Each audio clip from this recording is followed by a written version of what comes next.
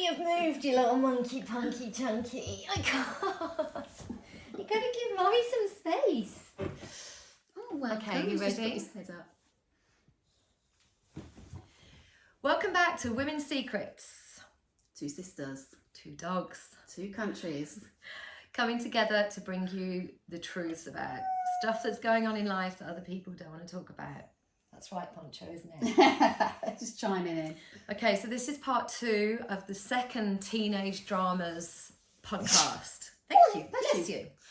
And we want to get into the older teenagers right now. So we're going to dive straight in with a story of a friend of ours who is going through this stuff, and we're bringing in parts of other people's stories as well. Yeah. Hopefully giving you guys some good advice.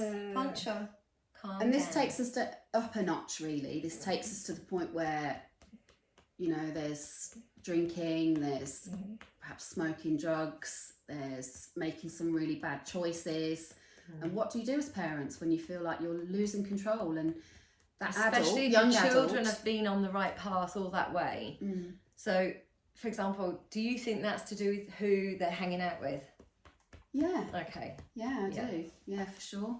Not entirely. Yeah, You know, it's you've their got, choices. yeah, of course it is. It's got to be about their choices too, and that's something that's really important to talk to your teenagers about. It's your choice.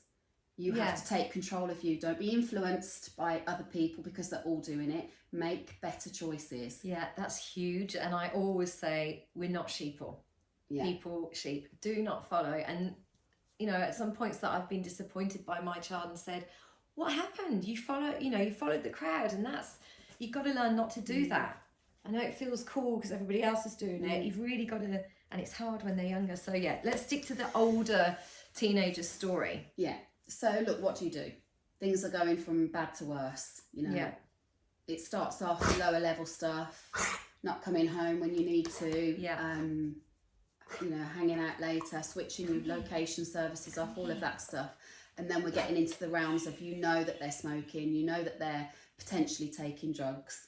What can you do? It's horrifying. And then the law gets involved, Right. the police get involved. Right, absolutely. And that spiral is now like 100 miles an hour down. Yeah.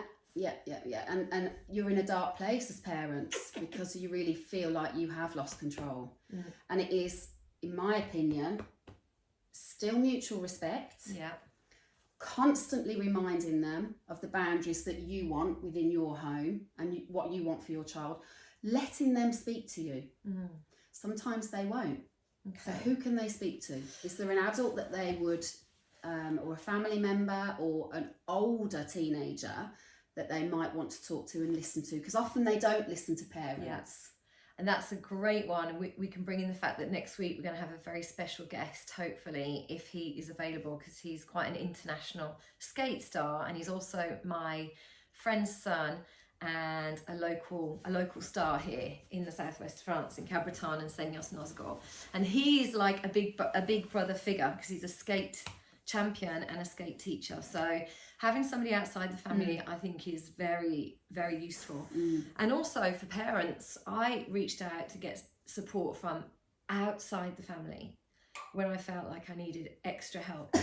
So there are associations. I haven't got them written down, which we probably should do. I'll put them into the blurb. I know in Britain there are amazing associations and backup and support for both children, teenagers, and children and teenagers and parents. So don't be afraid to reach out and get that advice. And I think it's free for the most part, because you saying set the boundaries, remind them of the boundaries. What if the kid's kicking off? What if they start throwing stuff? What if they start destroying the house? Because I know in that does happen in some families. And then what do you do? What if they don't want to listen to your stories about empathy and compassion? So that's when you really need to reach out for outside help. So when the police get involved and the shit really hits the fan, apart from asking them to respect you, what else would you? I think be realistic in your expectations. If we're talking about boundaries and saying to them, you can't do this, you can't see that person, you can't do that, naturally they're going to want to do that. It's reverse psychology, right? Yeah. Young adults still will say, well, You're not going to tell me who I'm hanging around with. That's true. You're not going to live my life for me. Yeah, you know? very important. You said that, the reverse psychology. Yeah. When you're saying no, they're going to want to automatically go towards that. So I do think choices are important at this point. I really do. I think that mutual respect needs to stay there. How can you respect a kid who's swearing at you, who's kicking off, you have to try and stay as calm as possible, because if you fight fire with fire, it's only going to get worse. Give them time and space. If they are kicking off, let them have that. Don't go steaming in there all the time trying to control the situation. Work out what's going on for them, because often there is something that's happening. Yeah. You know, they're not happy. What's going on for them? So try and get them in a calmer state. Often when you're in the car is good, because you're side by side, which is tricky if they've got their own car, but whatever. Okay. Side by side is good, rather than sitting at the kitchen table or walking into their bedroom. How about taking yourselves out of the home situation as well? For sure. So change your environment. Going for a coffee, going for a drink, taking a walk in a park. If you can get to that point with your child, then I recommend that. That's something that I practice, is getting out of the family environment. And do you know what else I think it could be a really useful tool? What's that? Writing therapy. Oh.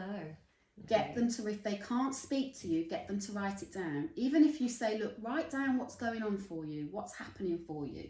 What are you feeling? What are your emotions? Now, bear in mind, they've got hormones raging, emotions, you know. Get them to write it down, even if they don't want to share it with you. I used to do that with my child when she was younger. I'm not sure she'd sit and write down what she's feeling now. She's really angry with me. Okay. Well, at all. I think she has so recently. I wouldn't say in the last year or two. We used to do that. Yeah. Because I realised that I was like a ball to a red flag, and so we decided to put a piece of paper out whenever that happened. Yeah. Change rooms and both write down our stuff and then come and exchange it. And that was, amazing emotional awareness for my child. That we were doing that when she was kind of 9 and 10. Okay, so if they're not going to write it down, text. Now, I know this works with older teenagers, because what are they doing? They're constantly texting. Okay. And I've done this with my own. So what do you suggest? You give it a bit of space, and then you ask them to revisit the situation the next day and say, what could we have done better together the next time? Okay. I think that's going to take a lot of convincing for kids to want to do that, because for them to do the whole introspection is alien. Children are not taught this at school. So we do have to take responsibility as parents for the communication and introspection and emotional intelligence, which sounds like blah, blah, blah, blah, blah, flowery stuff, yet it's going to serve you. I disagree though, because I think self-reflection is absolutely possible for all ages. It is, but if we're not practicing it from a young age, so it's not taught at school, that's what I'm saying, we need to encourage that as parents. Yeah, but even if you haven't, and you're in a position where you've had a really difficult situation and you want to do a little bit of self-reflection, absolutely. Yeah. When they're calm, right? What happened? And also, what did you do? Why did that happen? What could you have done differently? And also offer your feelings as a parent. Yeah. That's what I do with my child. Is this made me feel like this? This is what triggered me. You're old enough to understand what I'm saying, so then she'll say, oh yeah, I don't know, whatever she's going to say. The thing is, because I've shared my feelings, that's how she then shares hers. So but I just want to pick up on a point there, that actually language is so important. Be really mindful of, you made me feel. You made me this. Situation made Always me feel. The situation. Okay. This behaviour is not acceptable. Not, you did this. It's quite weighted with blame. Yeah. And they don't respond to that because they naturally get defensive. So be aware of your language. Good advice. Yeah, sure. And you're right. You're absolutely right to say as parents, I cried about that. I'm really upset. I find that really upsetting. I don't want that for my young adult teenager. I understand that you are finding your way in the world, and I feel like I've given you good morals and values to make your choices, but actually, from an outsider looking in, you made a really bad choice there. And let's learn from it. Yeah, what can we do differently next time? So that could be a great example of sitting down, if you can, with your older teenager who's gotten in trouble with the police or, to some extreme situation, in a calm place, to sit down and say, this happened, let's work it out. And if they went with you, see who else they would be comfortable speaking to. Okay. Yeah. Wow, it's just a minefield, isn't really it? is. It's difficult. It's not easy. No. You've got to be on your toes with it the whole time, but you know, you can bring them round. There have been huge examples in my life of people who, and even to some respect with my own children, it's possible to get them back. Absolutely. They are just floundering in a world where, you know, they perhaps want to do the bad things, that's attractive, that's naughty.